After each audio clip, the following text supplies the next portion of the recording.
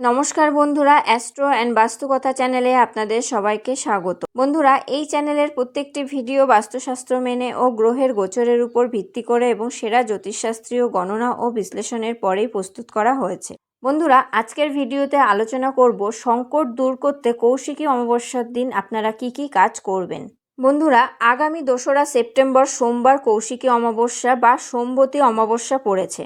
ভাদ্র মাসের অমাবস্যা তিথি কৌশিকী অমাবস্যা নামে পরিচিত। পুরাণ মতে এই দিন দেবী কালী রূপে শুম্ভ ও নিশুম্ভকে বধ করেছিলেন। হিন্দু ধর্মে এই দিনের বিশেষ তাৎপর্য রয়েছে, সেটি আমি আগের ভিডিওতে আলোচনা করেছি। বিশেষ করে যারা শাক্ত তাদের জন্য এই দিনটি খুব গুরুত্বপূর্ণ বলে মনে করা হয় যে কৌশিকী অমাবস্যাতেই সাধক বামাখ্যাপা সিদ্ধি লাভ করেছিলেন। এই দিনে তারাপীঠে মা তারার পুজোর আয়োজন করা হয়ে থাকে। এখন বলছি কৌশিকী অমাবস্যার দিন কি করবেন। উপবাস রাখা এবং নিরামিষ আহার করা। জ্যোতিষশাস্ত্র মতে এই দিন সংযম পালন করা উচিত, তাই কোনো কারণে উপবাস না রাখতে পারলে অন্তত নিরামিষ আহার করা উচিত। দ্বিতীয়ত, দরজার পাশে তিল তেলের প্রদীপ জ্বালান। এই অমাবস্যার দিন সন্ধ্যার সময় বাড়ির মূল প্রবেশপথের সামনে দরজার দুপাশে দুটো তিল তেলের প্রদীপ জ্বালান।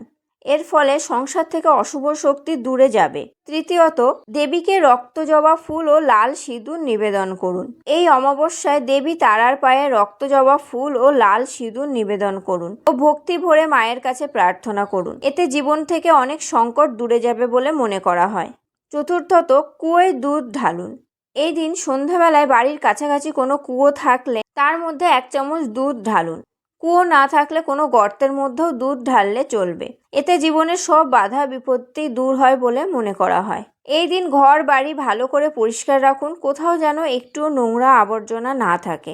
ঘর গুছিয়ে রাখুন, যেখানে সেখানে এঁটো বাসন ফেলে রাখবেন না, তা পরিষ্কার করে রাখুন। বন্ধুরা, এই নিয়মগুলি মেনে চললে আপনারা অনেক বাধা বিপত্তি থেকে মুক্তি পাবেন। বন্ধুরা, আজকের ভিডিওতে আলোচনা করলাম 2024 সালে কৌশিকী অমাবস্যার দিন সংকট দূর করতে আপনারা কি কি কাজ করবেন। আজকের ভিডিওটি আপনাদের কেমন লাগলো অবশ্যই কমেন্ট করে জানাবেন। ভালো লাগলে লাইক ও শেয়ার করবেন এবং আমার চ্যানেলটি সাবস্ক্রাইব করে অবশ্যই বেল বাটনটি প্রেস করে দেবেন পরবর্তী ভিডিওর নোটিফিকেশন পাওয়ার জন্য। আপনারা সবাই ভালো থাকবেন, সুস্থ থাকবেন। ধন্যবাদ।